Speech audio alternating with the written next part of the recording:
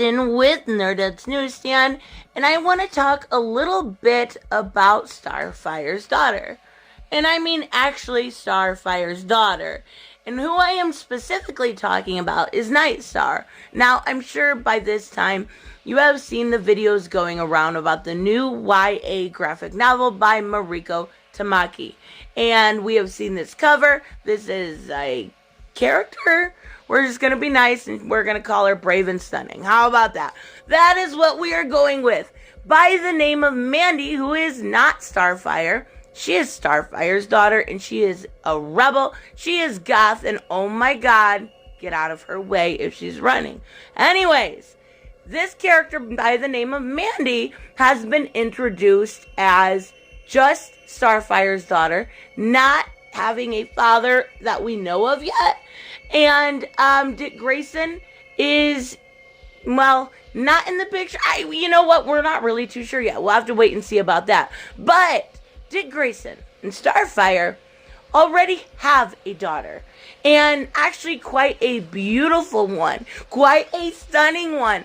I love this character design. It always kind of reminded me of a mixture of Corey's, kind of look when it comes to Starfire, and then kind of layer a little bit of Huntress on top, and that's kind of what you got when it came to Nightstar.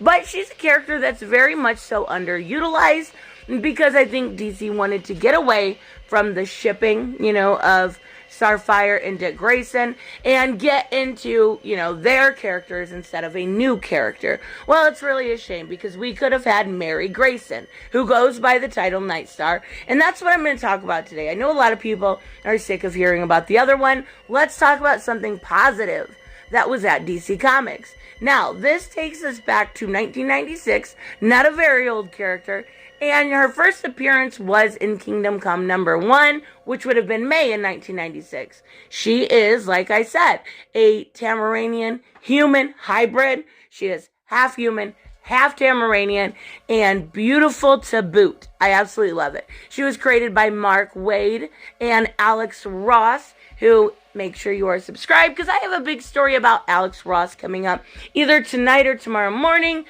Oh, one that might just anger you.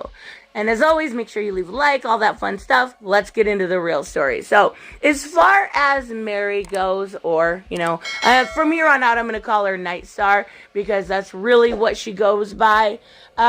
She has been in only a handful of comics. Only a handful.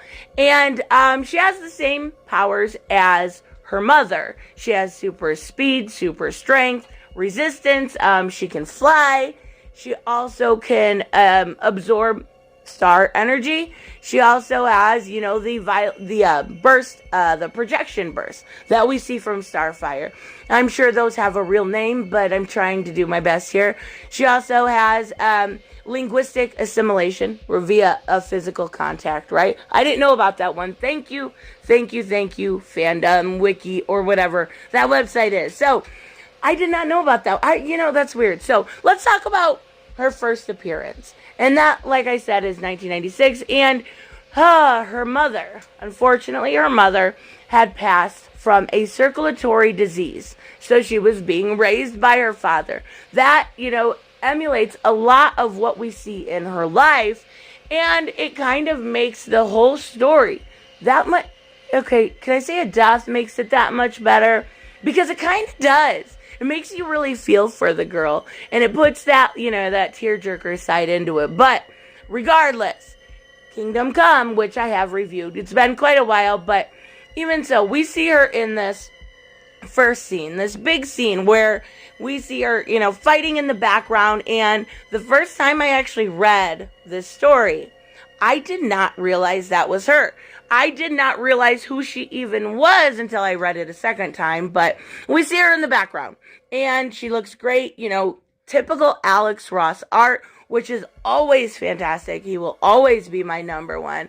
But with Superman in this self-imposed exile, we see her with her father, which is Dick Grayson, who at the time is Red Robin.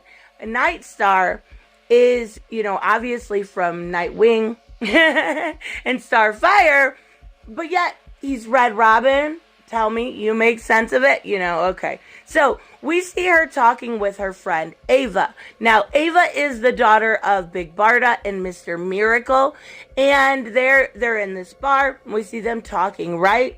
And we see Superman come in, and Superman does this big, massive speech, right? He is basically inspiring the masses. Even if you are a bad guy, he is inspiring you because of the whole issue with the prison. Well, Nightstar doesn't really want any of it. She's not really having it, but what she is having is a time to go talk to her grandfather, adopted grandfather. I want to make sure I add there, who is Bruce Wayne, Batman, right? And we see, a huge team up here with Batman. There's a lot of them, but they all go in, and it is made to believe that Batman is forming an alliance with Lex, and it obviously is a front, and we see that, kind of go south very quickly. But during that meeting, you see Nightstar and Ivan cross eyes, that whole story. You see someone across the room, the world stops, the music stops, and you just focus in. Yeah, picture one of those kind of meetings, and that is Nightstar and Ivan. And they have this attraction for each other. And I when I first read this, not knowing that Ivan was literally meaning, it's Ivan xu'ffasch. I can't say it, I will put it on the screen. It literally means son of the bat. I had no idea at that point that that's what it meant. So I'm like, oh, this is adorable. And then the second time I read it, I'm like, oh, this just got kind of weird. That's why I want to make sure I add that, adopted word in there. So they do expose Luthor, and they go through all of that. But later on, we do see Nightstar on the arm of Ivan, kind of leading us to believe maybe there's a little bit more going on. Yeah, there definitely was a little bit more going on. So when the prison is breached, we see basically, Red Robin and Nightstar, and they're fighting the Green Lanterns. Oh, she basically sees, okay, this part's terrible. This part is terrible. She sees her father scream. She sees her father in agony. She sees him with blood all over his face. And she flies off with him, and she takes him to safety, right? Well, I can't even imagine at that point. Obviously, this is a side note. Nothing to do to the character, but, her mother's gone.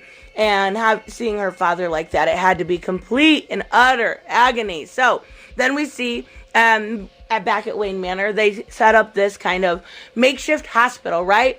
And we see Nightstar again. She's overseeing everything. And we do get to see, her father and her adopted grandfather. So we do see her then again in Justice Society of America number 22, which would have been in 2009.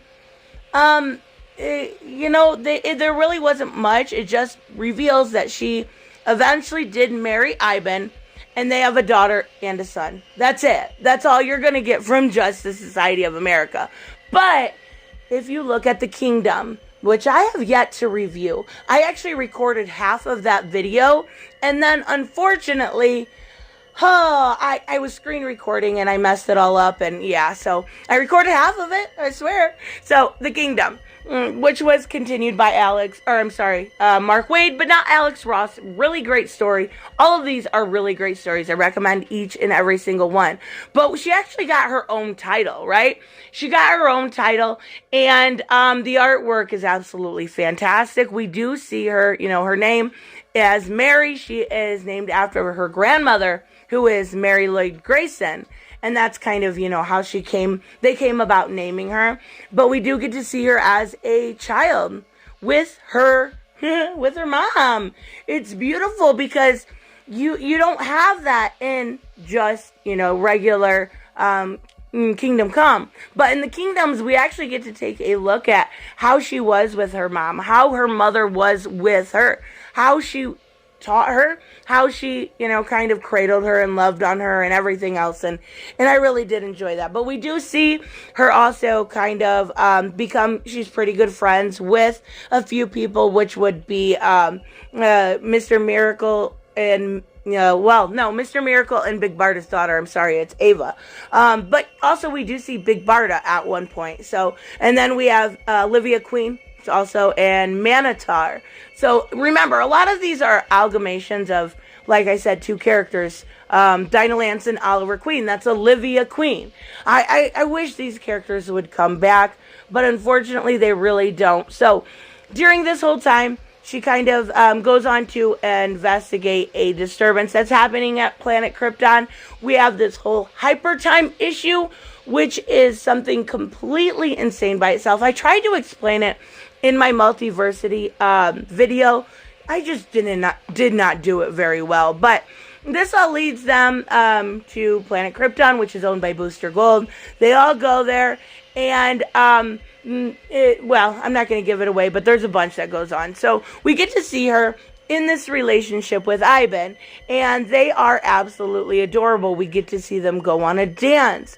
We get to see how, they both kind of served Ra's al Ghul in a way, and it's damning for both of them. It's unfortunate that they can't still be around, but with the other characters out right now, there's just so many. But here's the thing. Here's the biggest deal to me. With characters like Nightstar, and I won't make this too long because I know my videos have been long-winded lately, but we have really great characters already created like Nightstar that are not being used, but instead you are creating brand new characters that nobody's gonna like. Nobody's gonna want to read Mandy. Nobody's going to want to. So why not use the characters already in DC canon? Why not use the tools that you have to create something that people can look up to for inspiration? Because isn't that what superhero stories are about anyways? Is inspiration and guidance and good stories, obviously, but almost in a way that makes you feel hopeful. And when you look at, I'm Not Starfire's Daughter graphic novel, you don't get that feeling. When you look at her with Ivan, you get that feeling. You get that beauty. You get that drive to want to do and to be better. And, that's just kind of lost on today's society. So we end up having, I forget his name, Hunter, Rip Hunter, right? Show up and kind of break Ivan and her up, and they have to separate. But there are a few things that, these comics tell about us.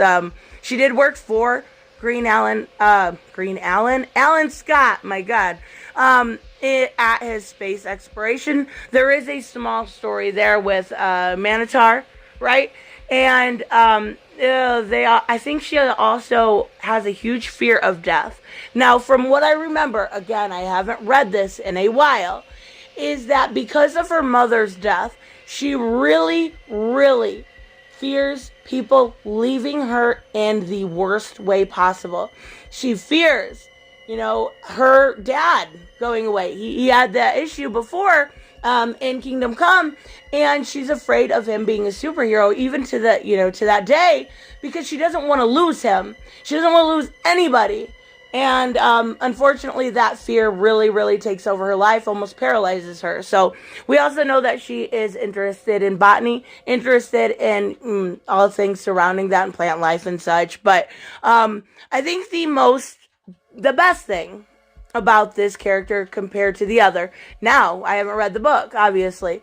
Going off of appearances, that's easy. But the best thing, in my opinion, is the fact that this character is a woman. She's straight, okay? That doesn't matter, but right now, most characters are made and they are either bi or gay. There's very few anymore that are not. Not only that, but she's got stuff wrong with her. She's not perfect. She has fears. She has anxieties. She has things she worries about. That's what humanizes this character. She is worried, and you see that in her eyes when her dad is hurt. She has real pain behind her eyes. And I'm not talking about just the artistry of it. I'm talking about the way dialogue is and the way things are created. This is a real character that most people can relate to if you've lost anyone in your life, even if it's not to death. Even that first tragic love story we mostly all have. I remember, shortly after my very first boyfriend, I dated him for 2 years. And for 2 years after that, I had a huge fear of being hurt because I never wanted to feel that way again. Most people can relate to that, or that fatal attraction which you see in her and Ivan. I think it's a great story. I think this character should be more utilized. Even if we are looking at the Omniverse and Elseworld stories, this is a character to look up to. This is a character to love, not one that loves, well, McDonald's. So anyway, of course, let me know what you guys think about this, what you think about Nightstar. She is a wonderful character. I suggest everything, every comic I mentioned. They are all fantastic, and on top of it, you get Alex Ross artwork, so can't beat it. Anyways, let me know what you guys think. I will see you in the next one. Bye-bye. Hey guys, I want to give a huge shout out to my Patreon and subscribe stars. You guys literally make this channel possible. Huge thank you to Cage the Mick, Robert Mick Twiz, Black Knight Fool, Brucey, Chris Z, David L, David Rafford, Jeffrey Allen Carnes, Mighty Balls, Mike Buckner, Maizen Barbosa, Ruskar, Ryan Decker, Robert Hoffman, and Doc Holliday. You guys are absolutely amazing, and thank you so much for all your support. Don't forget on the way out to like as always if you enjoy the content and hit subscribe. And I will see you in the next one. Bye-bye.